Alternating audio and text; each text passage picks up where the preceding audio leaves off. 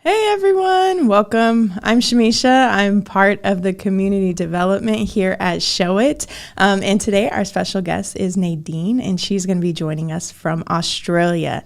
So for the past few webinars, we've been talking about writing copy for all areas of your business. I mean, copy's everywhere. It's in your email, it's in your newsletters, it's in your sales pages or on your sales pages. So we're going to kind of bring it all in. And the big question is are we capturing our audience's attention with our copy? What do we even write? Where do we start? So Nadine is going to be talking to us today about her methods on how to captivate and convert our audience on social media or really anywhere in our business through our copy. So help me welcome Nadine. Hello, everyone. Thank you so much for joining me today and tuning in for this short, sharp, practical and actionable little chat. As a little pre-warning here, it's 3 a.m. in Sydney, so bear with me. I'm trying to have my thoughts together. Before we get started today, I just want to set the scene. So everything you are going to learn and walk away with today is applicable to social media, but it also applies to your whole business. So all the strategies and tips are super handy for copywriting and content creation across your entire business. Before we get started, I want to take a moment though to celebrate you because you've made a conscious effort to be here today or to tune into the replay and you're ready to set yourself up for business success.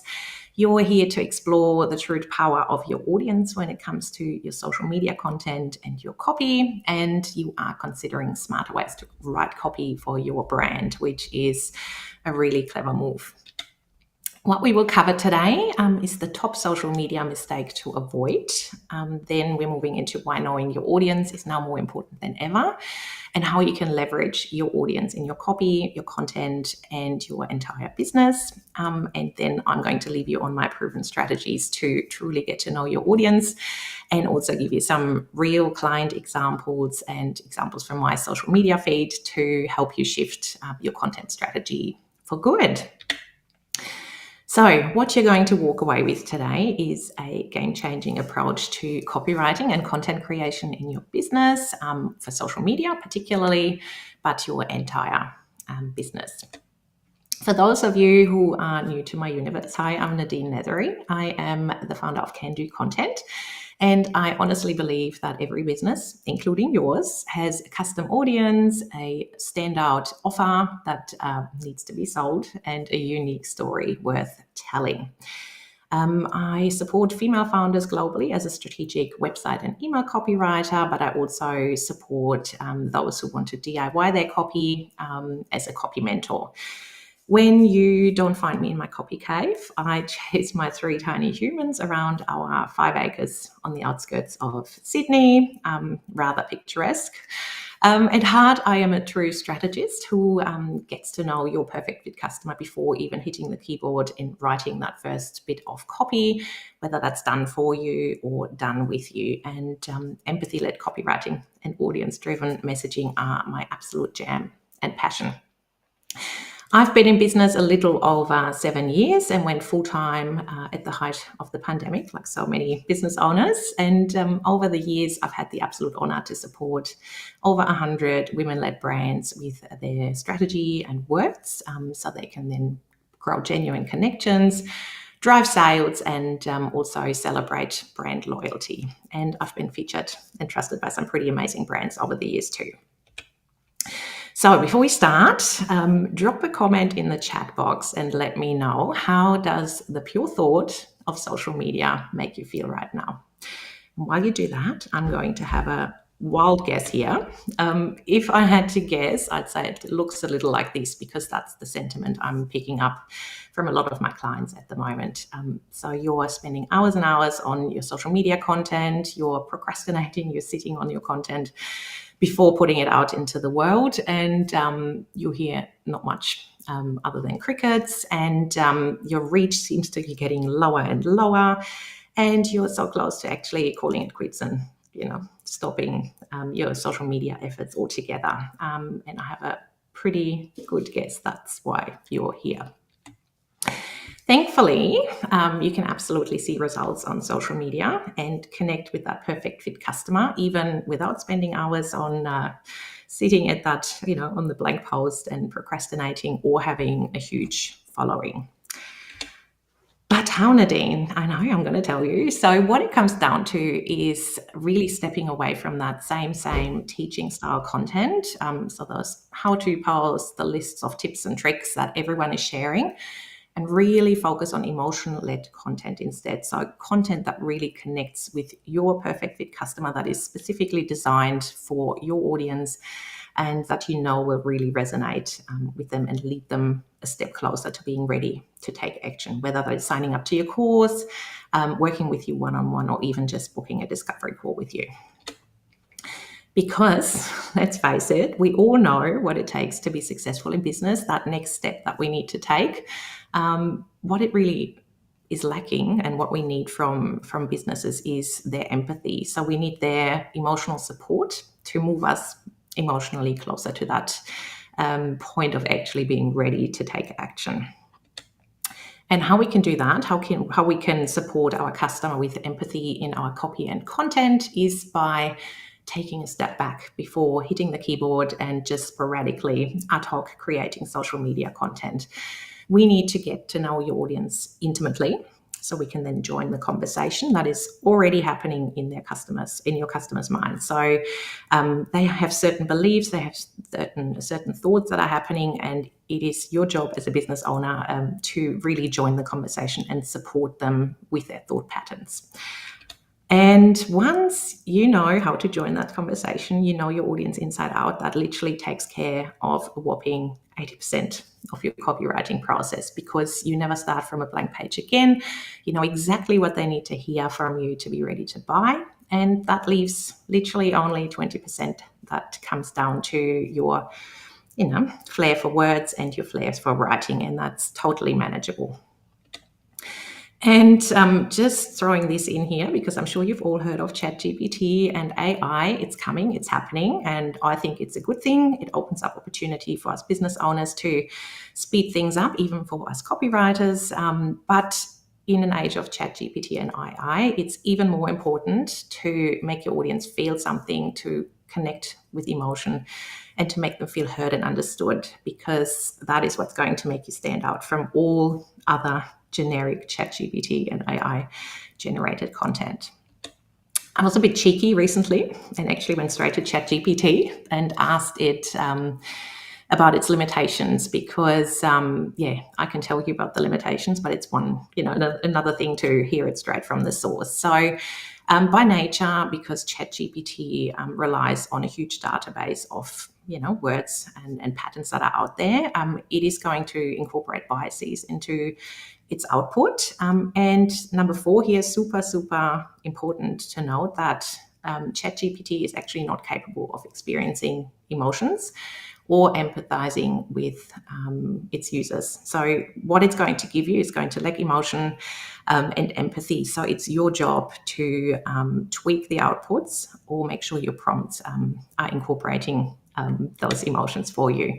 And I asked the follow-up questions around, how can we get around those limitations? And ChatGPT itself says it's a tool, not a replacement. So it's our job as business owners to take what it gives us and then infuse the emotion and make sure it's on brand, it is in line with how you normally show up, and it really speaks to your customers. And how we can do that is by training ChatGPT on on giving it parameters that are unique to our brand, unique to our customers, and really give it information around how to join that conversation that I was talking about before, joining the conversation happening in your customers' minds. And once we do that, it really helps us understand our audience on a different level and tailor our social media content and the copy in our business accordingly. So what I mean by understanding our audience is knowing what keeps them up at night. So the problems they're facing on a daily basis and the issues that they're having in their life, relating to your product and offer. The things that are holding them back, so that can be objections around price, around time. It can be also perception that they're not worthy. There's a lot of layers to that. Then you need to know the transformation that they're hoping to achieve. So that quick win or the long-term results, medium-term results, and also tapping into the false beliefs and addressing false beliefs that might be surrounding your offer, your niche, your industry as well. And once you know your audience inside out, that really means you let your audience do the heavy lifting and the groundwork for you. And as a business owner, you then save time and headspace when it comes to content creation. You actually land more customers because you connect on a deeper level. You are able to lead with empathy rather than push a hard sell. You can market with confidence, and very important, that's why we're here, you can write copy and content with ease. And with that ultimately comes persuasive content in far less time, even without Chat GPT, if you want to write from scratch. It leads to an audience that loves to hear from you because they feel emotionally supported and really spoken to on a deeper level. And that means genuine connections that drive action and get your audience and your perfect fit customer to move into your universe, book your call, book a discovery call, work with you one-on-one, or even sign up to your course. So I really urge you to make sure audience research becomes a regular part of your business routine. It is not complex. I'm going to talk you through some tips and tricks, and it absolutely should be part of your business routine. So I invite you today, make a note in your calendar to take the time to get to know your audience. Make it part of your business automations, because that's the great part of it. You don't actually have to do it manually. You can incorporate it into your onboarding process, into your offboarding process, and at various touch points along the way. And very important, you make it a habit. Every time you DM someone on social media, you talk to your customers, make note of the language that they're using, the problems that are keeping them up at night, all the things I spoke about earlier. And once you make audience research and truly getting to know your customer a part of your business routine, you can watch your content creation and ultimately your business transform with every new insight that you gather along the way. How can you go about it? So you can mine online resources. So you can snoop online, as I like to call it, in a non-creepy way. You can absolutely survey your audience, and you can take it one step further and jump on a call with them. And I've got some super handy tips and tricks for you for each of those variations. So mining your online sources is particularly handy for those of you who are new in business. You might have just started out. You don't have many customers to your name. So absolutely jump on your competitor websites and have a look at their testimonials, their reviews, and pick up the thought patterns and the language that their customers are using to talk about, the problems that have been solved, the transformation that they got. You can also use online forums like Reddit, Slack, Quora. There's many others out there, but simply listen to the conversations that are happening there and pick up themes that seem to be, the case for a lot of the people that match your perfect customer persona. And you can also, because we're here for social media, use Instagram to listen to conversations, have a look at comments on posts on your competitor feeds, join Facebook communities where your ideal customer hangs out, and again, listen to the conversation and see what is occupying their headspace. This one's my favorite because, as I said, you can automate it and make it part of your processes. What is important when it comes to surveying your audience is making them feel special. So handpicked to participate in the particular survey. That's if you're doing a broad survey that you send out to your mailing list, for example. Show the benefits. So it's going to benefit you because I can serve you better as my customers. Set the expectations. So just let them know it takes about 5 minutes and I really appreciate you participating. Encourage honesty. So make sure you tell them you want raw, honest answers rather than sugar-coated, niceties. It's all about providing an incentive. I find from experience with my customer surveys that I put together for my one-on-one clients, it really helps to even just give away a gift card, $50 gift card to their favorite online store among people who respond. So it doesn't cost you much, but it just gives that little incentive to actually participate. Make sure you use open-ended questions. So many surveys that I see when customers come to me first up and say, I've just surveyed my audience, are full of drop-downs and tick boxes. And if you use those questions, you're not actually picking up the language and the thought patterns that I was talking about before. So make sure you ask open-ended questions and keep it to a max of 10 questions, because we're all busy. We've all got lots on our plate, and the more questions, the less likely you're going to get responses. Who can you ask? Just to give you some ideas here, because there's so many opportunities. You can tap into your existing customer base.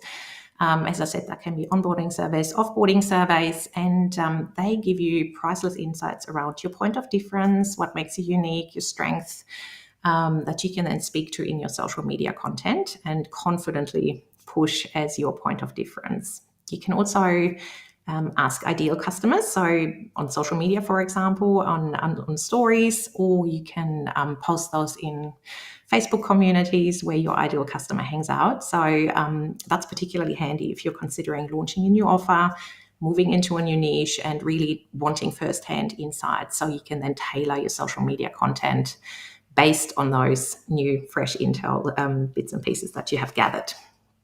And this one, number 3, so often overlooked but so powerful.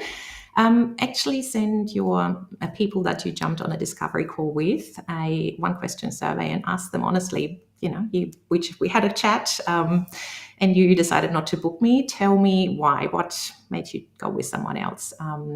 Or if you have a course, for example, you can absolutely survey people who clicked onto your sales page and ask them, I know you sussed it out.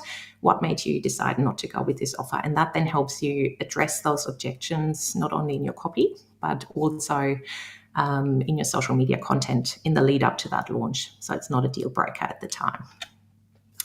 Now, I want you to meet one of my one-on-one clients. I told you I've got real examples, so you can picture how that all looks in real life. This is Casey, and Casey is a Brisbane-based bookkeeper turned virtual CFO. And at the time that she approached me, she was solidly booked as a bookkeeper. She's a mum of 2 little boys, and she just realized that it wasn't sustainable, and she wanted to shift back into her true zone of genius as a virtual CFO.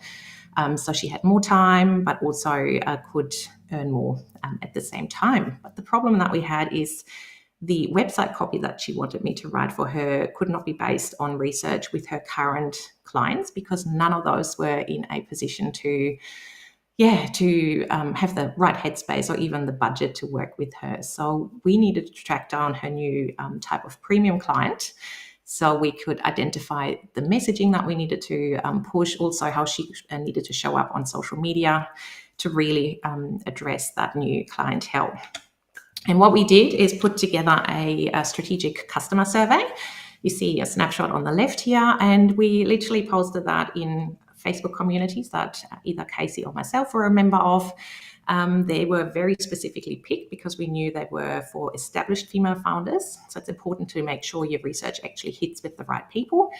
And we also incorporated a pre-qualifying question that helped us split people out into 3 different groups. So we could identify content gaps and messaging gaps that we needed to address in her social media copy and also on her website. So we split them up into people who were currently working with a CFO or had worked with the CFO previously, people who knew what a CFO was, they were potentially considering it, and then those who had no idea what a CFO was.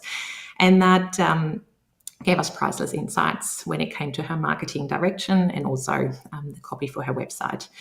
What we did is use strategic open-ended questions, and we incentivized the response as well. So speaking to female founders, it's very important you have aligned incentives that are actually tempting. So we gave away a $100 Lululemon activewear gift card, and it was a hit, trust me. I spoke about it before, but absolutely, we're here for social media. So I know you are on social media. Absolutely tap into Instagram stories and make use of those stickers. They are super powerful to get a quick, mood check around the room. Run polls that you can then even address in your content down the track, as insights and fresh intel that you've gathered. And you can do research for your offers as well to tap into your active, engaged audience on social media for real insights as you go along. And because I do want you to take action today, I've come with a free gift to get you started, because it might seem a lot. I have come with 10 strategic survey questions that I actually use with my one-on-one clients in our strategic surveys, and that will help you send out a survey in no time. And it means you can start tapping into that insight right away and implement everything that I'm taking you through. Plus, I have thrown in 9 bonus social media question prompts, because we are here for social media, to get you started to actually use your Instagram question stickers. Now, when it comes to interviewing your audience, that's a great opportunity when you have survey responses that are super generous, that come up with a new, fresh angle and that you had never considered before. And why not invite these particular people who had new perspectives to offer on a quick video call? Simply trade 15 minutes of your time for 15 minutes of their time, and that means you can pick their brain even further, dig deeper on their responses. What I recommend is recording and transcribing the call, obviously with permission. That just means you can listen with intent, and you don't have to scribble frantically. Again, ask open-ended questions. You don't want yes or no answers. Maximize your time, and again, tap into the language you're using, the messaging, and all those pain points. And don't call it an interview, just call it a chat. And very important to listen and let that person talk. That's how you get the really juicy intel. And once you've got all those insights, you've got your survey responses, you've had a look on social media, you've talked to a few people, it's all about systemizing your findings. So you can then create social media content and write copy across your whole business with clarity and ease. On the left here is a snapshot of Casey's insights, and organizing your insight is really important because it helps you, quickly access what you need when you need it. It serves as a go-to ideas list for content creation. So whenever it comes to planning your next 90 days on social media or your pre-launch content for your new offer, you can literally go to this source and it has done all the work for you, because you know what your audience needs to hear to be ready to receive your offer. It also helps you highlight recurring themes. So pick up the things that pop up again and again in different variations, and it means you never start from a blank page or post again, and it takes the guesswork out of the whole process. How I like to organize it for my clients is into buckets that you can then tap into as you need to create your content. And I've listed those on the left here for you. And I'm going to talk you through each of those and why they are so important to move your audience to the point of purchase. So wants, needs, and goals is where your audience wants to be. So that better future that they're aspiring to. And speaking to those goals really helps to take your audience on a vivid journey, to give them hope, and to show them that there is a way to get to a place in the future where their wants and needs are being met. Pain points, I'm sure you've heard of agitating those pain points. A lot of marketers really love rubbing it in, but it's not something that I would suggest. It's simply acknowledging their current situation, their current problems, and what's happening in their business or in their life, to really show understanding, make them feel supported, and take them to that better place in the future. So acknowledging what's happening today, but there is an alternative, and your solution, your offer, is that fix. Then we've got hesitations and objections. So these are things holding people back from actually, buying your solution, investing in your offer, and addressing those hesitations and objections that have come up in your research before you launch your product or before you jump on a call with them, really puts them to bed before they become a deal breaker. So you don't want to have them think about those things the first time when they talk to you or when they are on your sales page. False beliefs, so these are things that their friends, society, their family might tell them about your industry, your niche, your offer, your solution. And again, addressing and acknowledging their belief system makes you, a true partner, rather than writing off what is surrounding them and what society is telling them. Sticky words.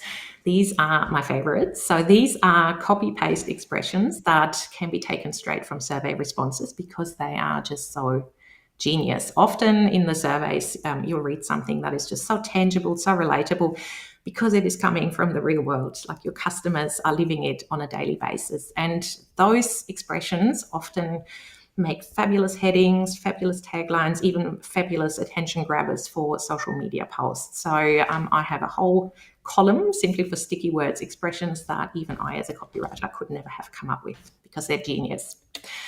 And the nice side effect of doing all this research strategically, so with my strategic survey questions, is that you can actually piece together customer testimonials that are super powerful, that help potential clients relive that journey with them. So what happened in their lives before they worked with you, the quick win that you delivered, and then also that long-term transformation and the tangible wins that are coming straight from the source. And sharing those on social media and in all your marketing is super powerful to help your audience trust your brand.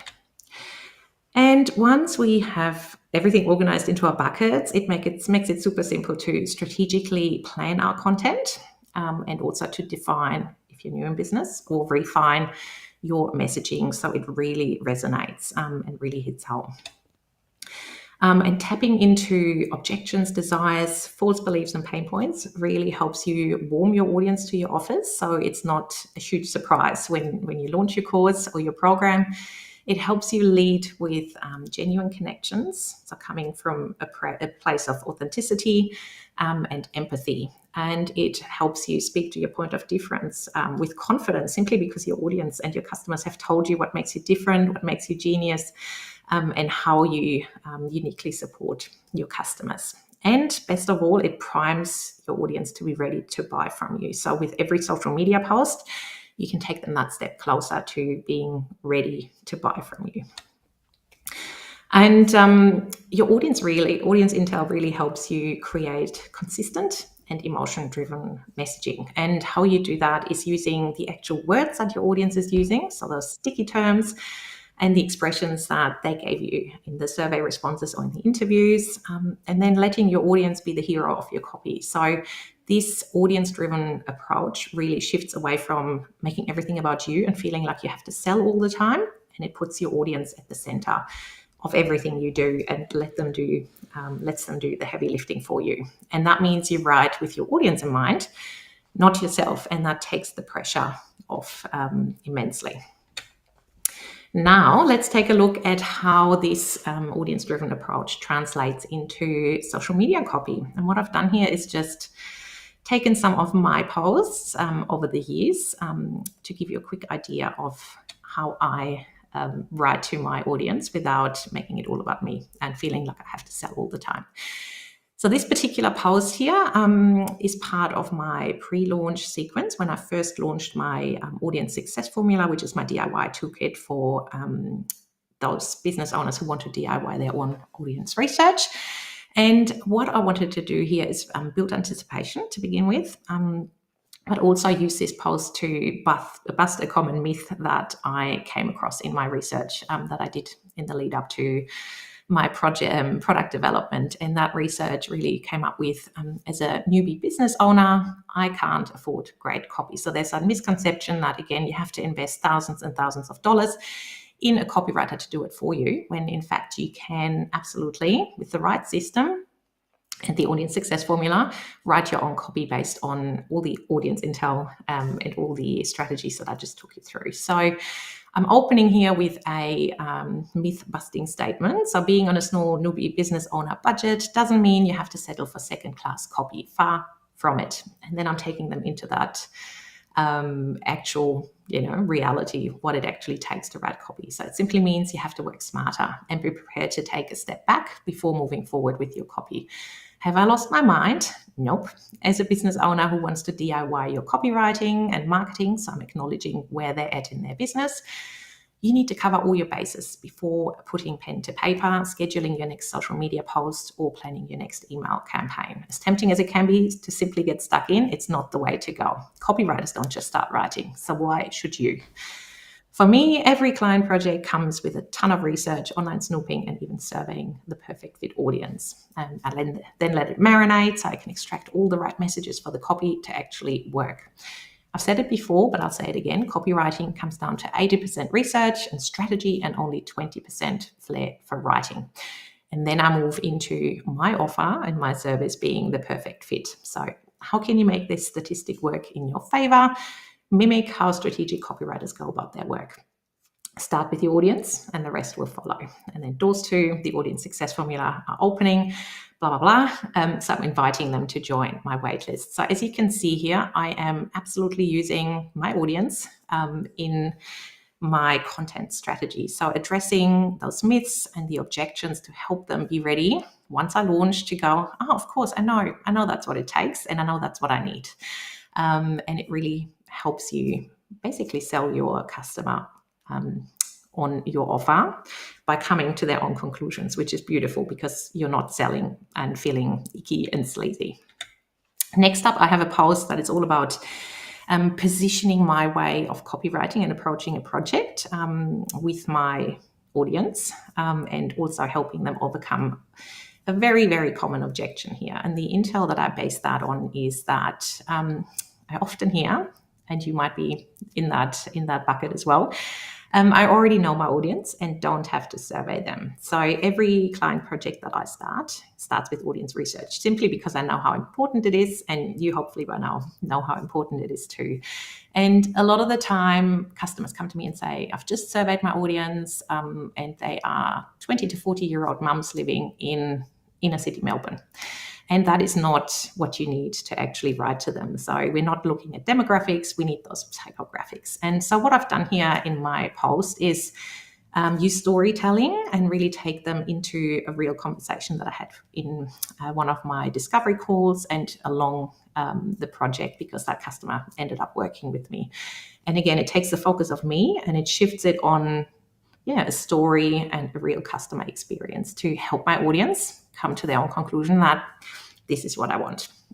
And we're opening here with an intriguing quote that I'm not going to read out. But how it goes. So I'm connecting through the story there. I'm taking them along for the ride.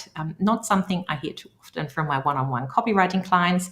This particular female e-com founder was fairly new in business and came to me for help with new website copy. And at that point, she saw plenty of traffic, she got some sales, and people must have been intrigued because they stuck around. But adding items to their cart consistently was another story. So that is often what people are struggling with, why people come to me in the first place. And when I suggested starting with getting to know her audience, she answered, I already know my audience. There's no need for that. Something I hear very often. So as you can see, I'm normalizing that objection because it actually happens all the time. And it makes my audience feel supported and not feel judged. And then I'm moving into the solution and that possible transformation. So we eventually settled on surveying her current customers, even though they were far and few between, and her perfect fit audience that hadn't bought from her yet. Yes, you can track them down if you know where to find them. And the results blew her mind. She went from knowing her audience to possibly understanding them better than her life partner. And we used all the glories, objections, pain points, false beliefs, and desires we uncovered to craft copy that addressed all of them in a customer-led way. Not only did she now have a website that actually made her sales, she also had a bucket list of first-hand insights she could use in her marketing strategy and content creation efforts. And now I'm following it up with the trigger aha moment. And the censored statement at the start, that was her facepalm moment when she realized that having a small customer base doesn't mean there's nothing to uncover. And then I am starting a conversation here. So as you can see, I'm not selling anything in this post, but I'm just helping to shift that perception and normalize my way of copywriting as a way of copywriting that really goes beyond the copy I deliver for you and delivers huge impacts for your business. Then next up, we've got another post that is all about building pre-launch hype for my audience success formula. It's speaking to pain points, but it's most importantly, as I said, I don't want to agitate them too much. It's showing what's possible and giving them hope and making them curious. And the audience intel that I'm basing it on is I wish writing copy wouldn't take me hours and actually it came easy to me. So again, something I hear all the time and something that popped up in the research for my audience success formula. And as you can see, the post is not very long, but it does its job. So we're starting by making them feel seen. Think getting to know your audience is a waste of time because you've had a pretty good guess and you've got this. Think again, because having a guess doesn't get you consistent checkouts, customer loyalty, clarity, confidence. Instead, you're wasting your precious time working harder, not smarter, marketing blindly, not strategically, writing copy sporadically, not consistently. And taking your audience seriously will not only save you tons of time in the long run, it will skyrocket your sales, strategy, messaging, and ultimately repeat customers. So that's the transformation, everything that my customers are aspiring to. So next time someone nudges you to become besties with your audience, I'd give it a go. And then I'm presenting the solution here. As you can see, again, there's no sale. I'm helping them to realize and to come to their own conclusion that they really need to invest in getting to know their audience.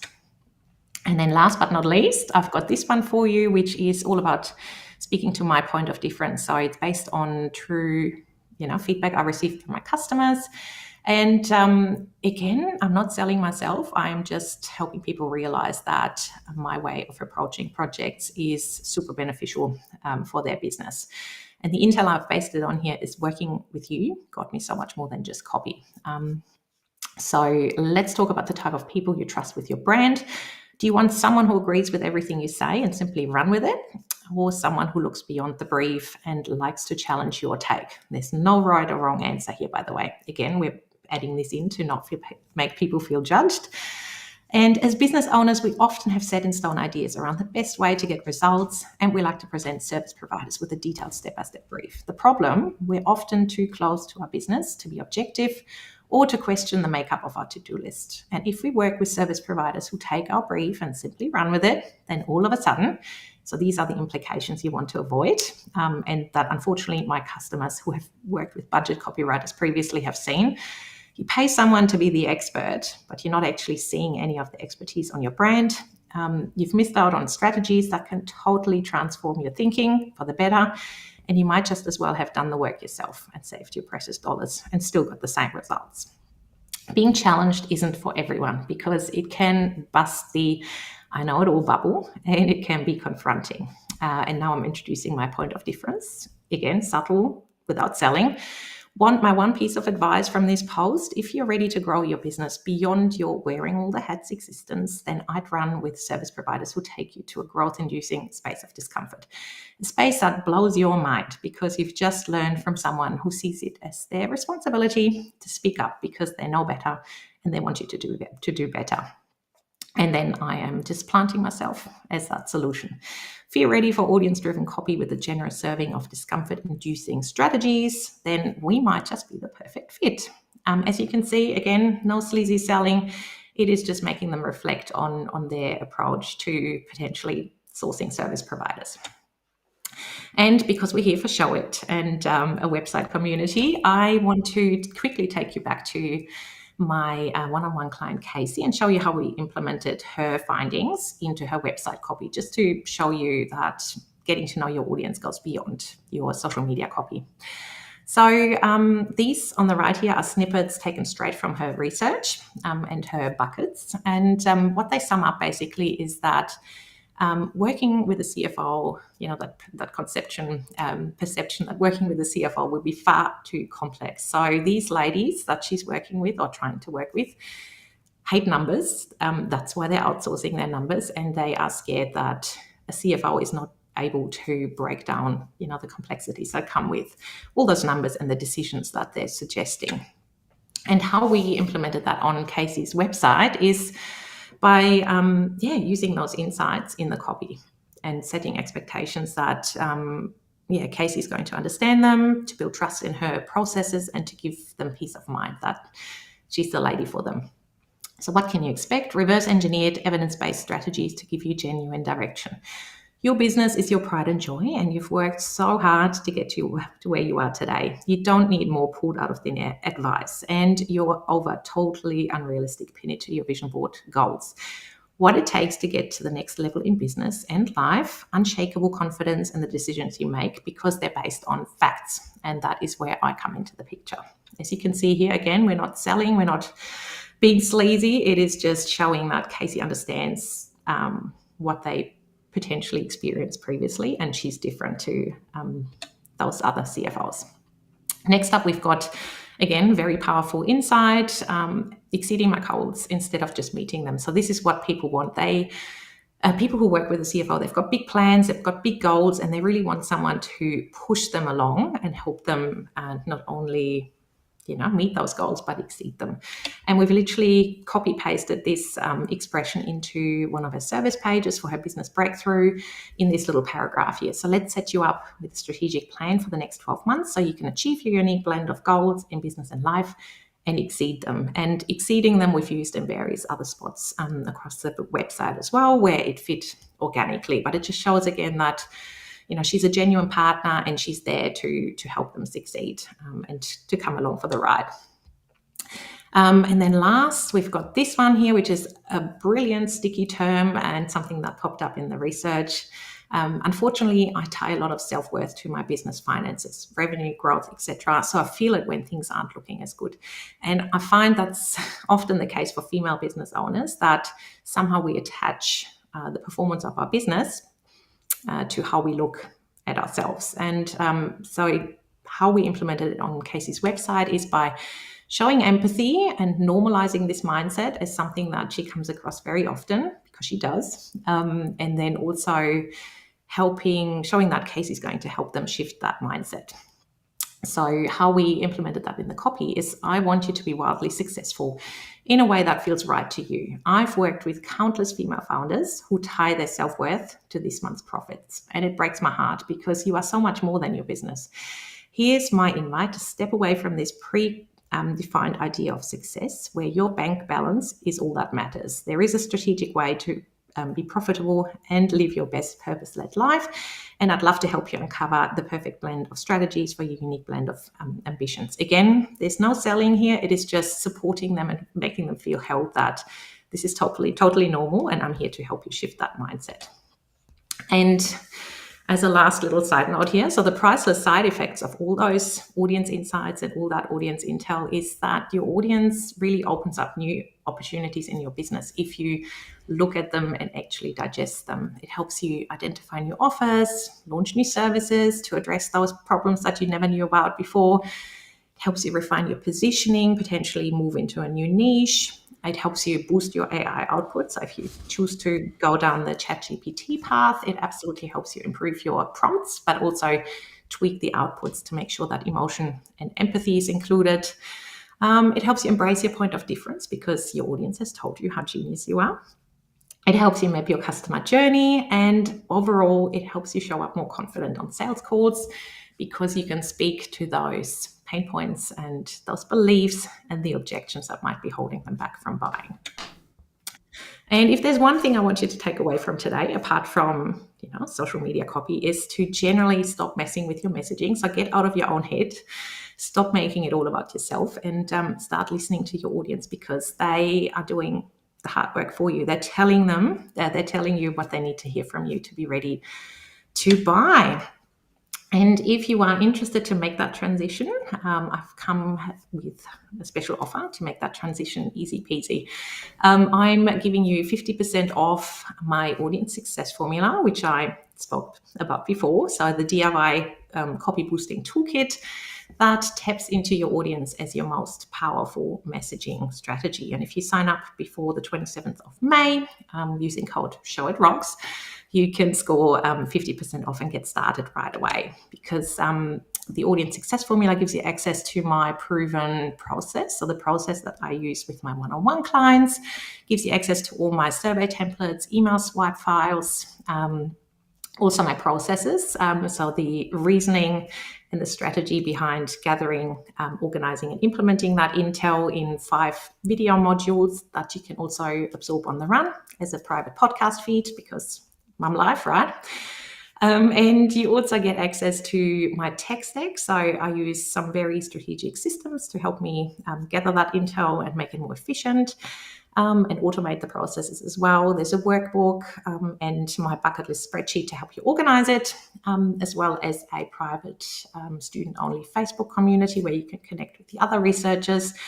And best of all, for as long as this product exists, it's been around for almost 2 years, you get monthly access to me as part of my Boxer office hours every month. And that means you can ask me voicemails, send me voicemails with your audience research related questions or questions to help you implement what you've uncovered. And that means you've got me in your back pocket every month to really make that shift to the audience-driven approach to copywriting. So if you scan the QR code, it takes you straight to the page. And I'd love to keep the conversation going. So why not track me down on social media? You can find me at Can Do Content and DM me your biggest aha moment from today. And that's it from me, Shamisha. All right, great. That was a lot of great content. So I just want to reiterate that we did record this, even though it's live, so you can always come back and review what Nadine shared today, so that you can refresh and just get started. So I have a few questions that we're going to go through. So the first question is, I know you said you have like some questions that you kind of start with, but as people are learning more about their audience, what's the best way to really start developing questions around kind of whatever service you have or whatever you're trying to sell? What's the best way to just get started to asking questions?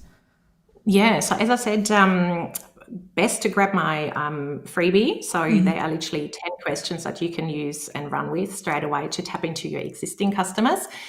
But what you want to keep in mind, no matter which survey you're putting together, is questions that really help you understand the decision-making process. So even if you survey people who might have tried a competitor product or might have, gone with a different course, you can ask them about, what made XYZ offer more appealing than mine, what was involved in making that decision. So you really come along for the ride. So you relive that decision-making process with them. So, what happened before the decision, how they felt during the decision, and also, what came from that decision in the long run.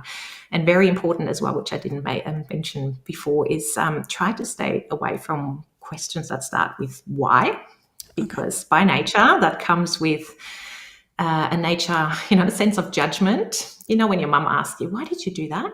Yeah. Like, why would you do that? It makes you feel judged. So try to reframe it in a way that goes, talk me through the decision around going with X offer over Y offer. So that really makes them feel supported again and held and understood. Yeah, that's a great mindset.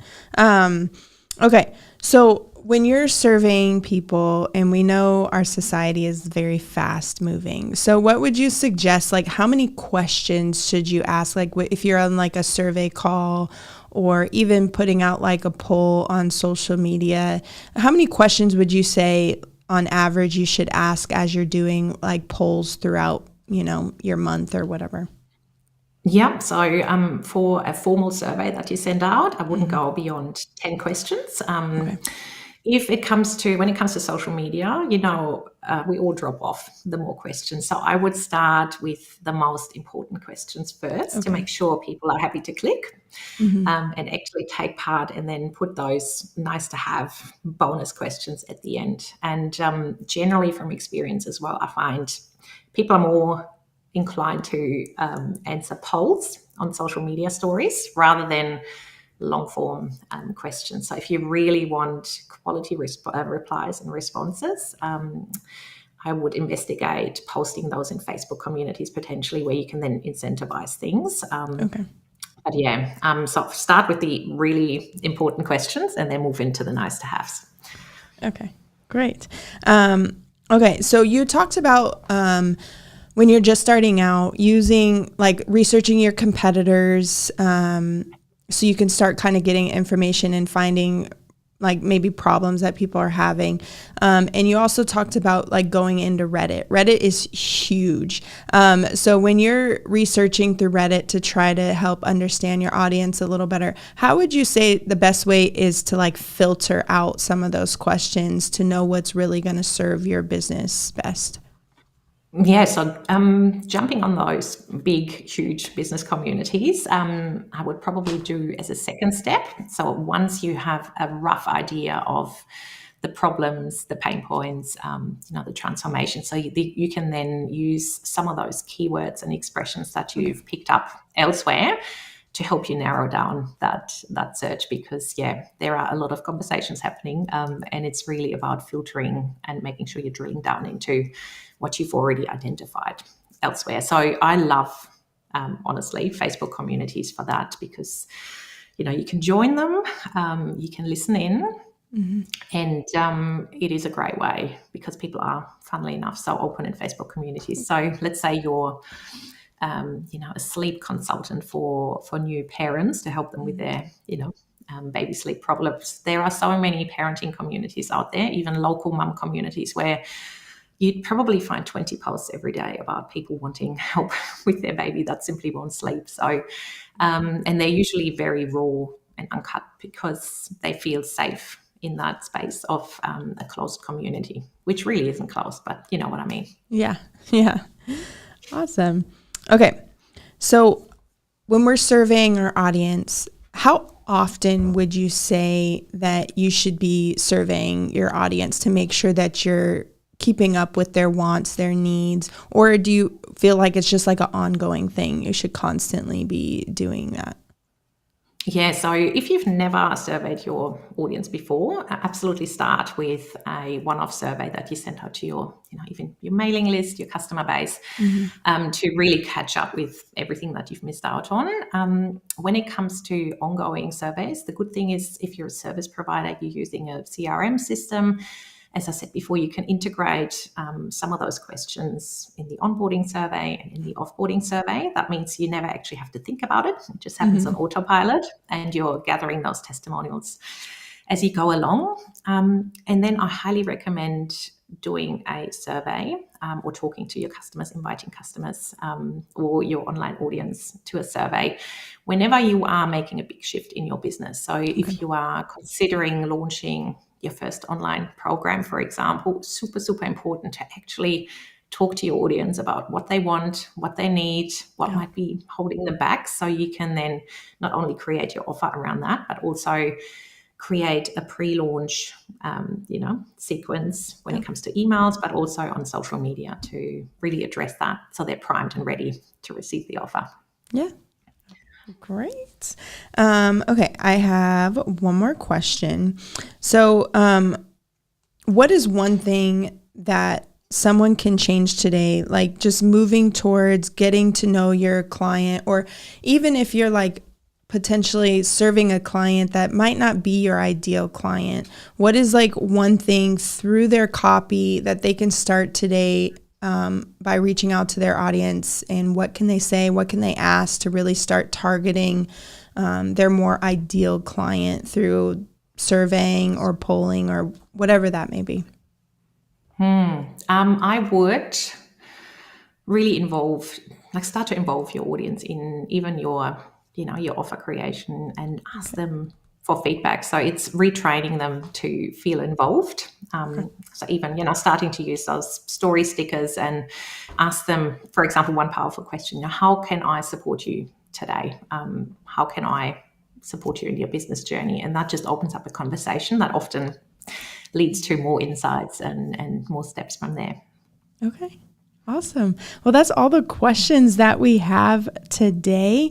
Guys, once again, I put in the chat for the freebie. If you're looking for that, you can follow that link and you will get the freebie plus you said there was 9 bonus questions. Yes, on there's there? 9 Yes, questions, plus the additional questions. So just look in the chat. I'll pop it in there again for you guys to be able to have access to that. Nadine, thank you so much, guys. And if we didn't get to your question, you have any additional questions, please feel free to reach out to Nadine at Can Do Content on Instagram. DM her. She would love to answer your questions. But other than that, we'll see you next time. Have a great day. Thanks for having me.